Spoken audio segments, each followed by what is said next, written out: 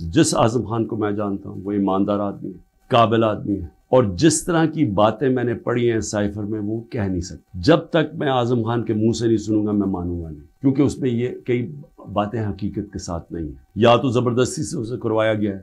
Cipher میں دو مین چیزیں ہیں، باقی تو اور بھی چھوٹی موٹی چیزیں ہیں۔ سب سے بڑی چیز لکھی ہوتی ہے کہ جی عمران خان کو آپ نے عدم اعتماد کی ووٹ میں پاکستان کے پرائم منسٹرشپ سے ہٹانا ہے، اور ایک اور چیز لکھی ہوتی ہے کہ عمران خان نے اکیلا فیصلہ کیا کہ روس جانے کا۔ آپ کو پتہ ہے روس اور تب تک جنگ شروع ہو چکی تھی روس کی یوکرین میں، تو عمران نے اکیلے نے فیصلہ کیا، جبکہ اسد مجید ہمارے ایمبیسڈر کہہ رہے ہیں کہ نہیں، عمران خان نے اکیلا فیصلہ نہیں کیا، یہ سب سٹیک ہولڈرز نے مل کے فیصلہ کیا۔ اسد مجید، سلام کرتا ہوں میں اپنے ایمبیسڈر کو، وہ کہتا ہے اس کے بعد جو مجھے میسج کہ ان کے خلاف آپ کو پروٹیسٹ کرنا چاہیے، ڈیمارش کرنا چاہیے کہ اس نے بڑی غلط زبان استعمال کی ہے، غیرت مند ڈپلومیٹ ہمارا۔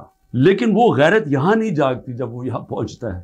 جب میں یہ دیکھتا ہوں کہ یہ کہہ رہا ہے ایک ایمبیسڈر کو کہ اپنے پرائم منسٹر کو آپ نے ہٹانا ہے، تو پھر میں دیکھتا ہوں کہ یہ میرے لیے تو نہیں ہے، ایمبیسڈر تو مجھے جواب دے ہے، تو مجھے کون ہٹا سکتا ہے؟ پاکستان میں مجھے کون ہٹا سکتا تھا؟ ایک ہی آدمی، جنرل باجوہ۔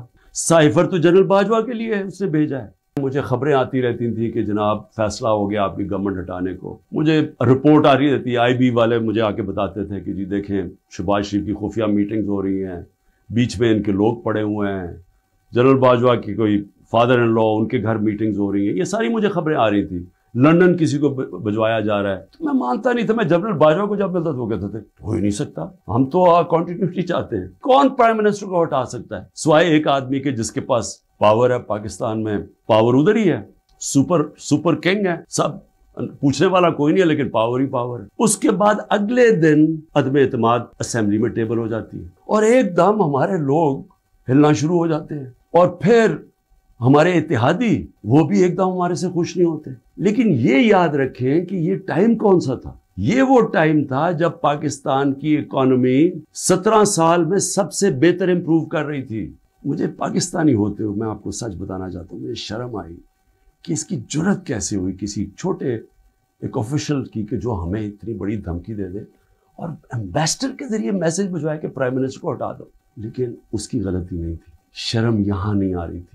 جن لوگوں کی ذمہ داری تھی کہ قوم کی حفاظت کرنا، جس آدمی کی کہ قومی وقار کو بچانا، قومی غیرت، وہ ساتھ ملا ہوا تھا۔ یعنی یہ سارا پلان ادھر سے شروع ہوا تھا۔ میرے اوپر غداری کا پرچہ کر دیا ہے کہ جنرل فیصل نصیر کو میں نے ڈرٹی ہیری کیوں کہا، سائیکوپیتھ کیوں کہا، میرے اوپر غداری کا پرچہ لگ جاتا۔ میں پھر سے کہتا ہوں کہ اگر ہم نے یہ کرنا ہے اپنے ملک کے ساتھ کہ کسی ادارے کو، اگر میں کسی جج کی بات کروں گا تو میں ساری جوڈیشری کے خلاف ہو گیا، اس کا مطلب کیا؟ میں پولیس کے خلاف کروں گا تو ساری پولیس کو میں نے برا بھلا کہہ دیا۔ یہ تو ہم اپنے ملک کو تباہ کر رہے ہیں۔ یہ پلیز میری قوم، آپ یہ سمجھ جائیں ایک بات، اگر معاشرے سے آپ تنقید ختم کرتے ہیں، آپ معاشرے کی قبر کھود دیتے ہیں۔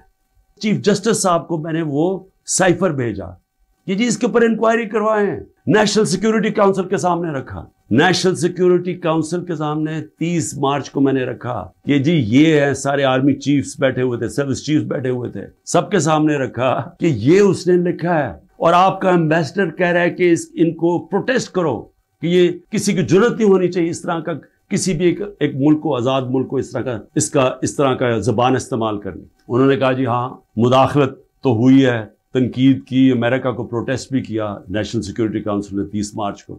میں حیران ہو گیا کہ صرف جی ہم ڈیمارش کرتے ہیں، آپ انکوائری کرنی چاہیے تھی، پوچھنا چاہیے تھا، لکھنا چاہیے تھا کہ اس نے کیوں یہ کہا۔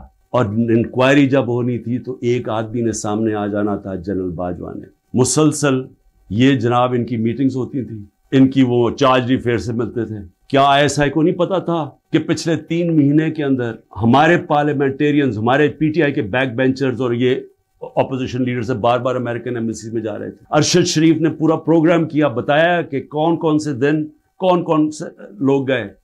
راجہ ریاض کا بتایا گیا، کیا راجہ ریاض وہاں فورن پالیسی ڈسکس کرنے گیا تھا؟ جو سب سے پہلے بھاگے وہ امریکن ایمبیسی جا رہے تھے، کیا ان کو نہیں پتا تھا؟ اس کے حصہ تھے، سازش ہو رہی تھی کسی طرح عمران خان کو راستے سے ہٹایا جائے۔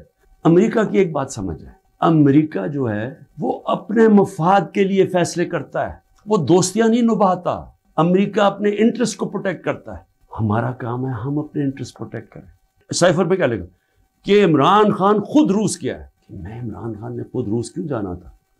فورن آفس نے مجھے کہا, بیٹھ کے مشاورت ہوئی, ہم نے سارے پاکستان کے ایکس فورن سیکرٹریز کو بلایا, سب نے کہا کہ آپ کا رشیا جانا بہت ضروری ہے, ہمیں اپنے تعلقات ٹھیک کرنے چاہیے. پھر ہمیں 20 لاکھ ٹن گندم چاہیے تھی ان سے, وہ ہم بات کرنا چاہتے تھے, کنسیشن میں تھے.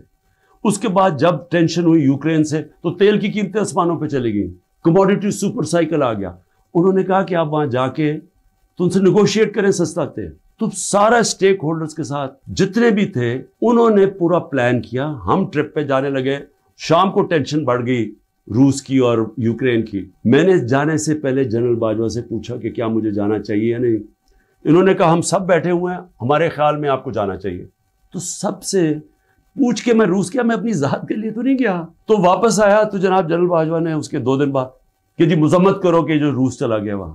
فورن آفس بھی بیٹھا, ہمارے مین لیڈرز بیٹھے ہیں. ہم نے کہا کہ ہندوستان تو مذمت نہیں کر رہا, وہ تو ان کا اسٹریٹجک ایلائی ہے, وہ تو نہیں کر رہا, ہم کیوں کریں. اور ہم ان سے ڈیل کر کے آ گئے تھے سستا تیل پہ اور سستی گندم پہ. اس کے بعد جا کے ایک نیشنل سیکیورٹی کا سیمینار ہو رہا ہے. جنرل باجوہ بیٹھ کے کہتا ہے جی عمران خان ہم روس کی سخت مذمت کرتے ہیں. گورنمنٹ کی پالیسی کے خلاف جا کے سٹیٹمنٹ دے دیتا ہے. اس کے بعد حسین حقانی کی ٹویٹ آتی ہے, وہ کہتا ہے جنرل باجوہ پرو امریکہ ہے اور عمران خان اینٹی امریکہ ہے. بعد میں ہمیں پتہ چلتا ہے کہ ہم نے $30,000 دے کے حسین حقانی کو جنرل باجوہ نے ہائر کیا ہوا تھا ہماری گورنمنٹ کے دوران. وہ بعد میں جب ان کا فیرا, ان کا ایک ادارہ ہوتا ہے جو آپ کو رجسٹر کرنا پڑتا ہے لابیز کو, اس میں پتہ چلتا ہے بعد میں ہمیں. تو میرا اپنا ہی آرمی چیف میرے خلاف لابی کر رہا تھا, ان کو بتا رہا تھا میں کتنا برا ہوں. کوئی فکر نہیں ہے ملک کدھر جا رہا ہے, کوئی اس وقت فکر نہیں کہ ملک کے سارے ادارے تباہ ہو رہے ہیں. سارا صرف ایک 1 پوائنٹ ایجنڈا ہے کہ عمران خان کو کس طرح ڈسکوالیفائی کرنا اور جیل میں ڈالنا ہے, یہ ایجنڈا ہے. اس کے اندر یہ سائفر بھی آ گیا. یہ نہیں ان کو پتا کہ سائفر میں ان کی تباہی ہے, کیونکہ یہ سب ملوث تھے اس میں. یہ شہباز شریف بھی تھا, زرداری بھی تھا, ساروں کو پتا تھا سائفر کا. سارے میٹنگز کر رہے تھے امریکنوں کے ساتھ.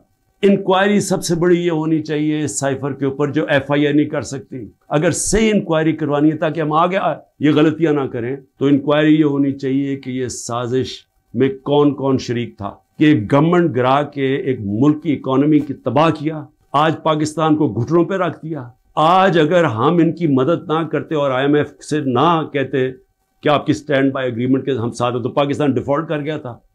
ڈیفالٹ کرنے کا مطلب کہ آج لوگوں کا معاشی قتل ہو جانا تھا, جو ہو چکا ہے.